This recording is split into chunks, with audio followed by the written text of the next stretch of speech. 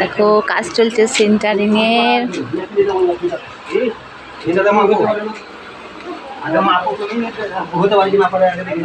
এই দেখো আমাদের গাড়ি বাইরে আছে রাস্তায়। এক বছর সিমে ঢালাই হবে। 30 বস্তা। কখন আসে মালটা? কালকে।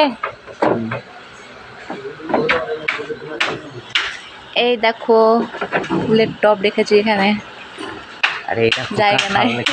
এই যে কাঁঠাল গাছ কাটা পড়ে যাবে। আজকে কেটে দেবো বলছিল, আজকে কাটবে না, পরে কাটবে।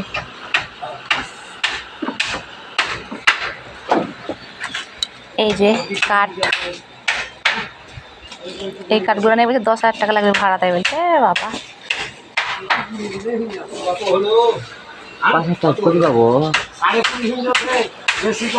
বিকালে নিয়ে বললো কত কাঁঠাল বলো তো, গাছটা কাটতেই ময়া।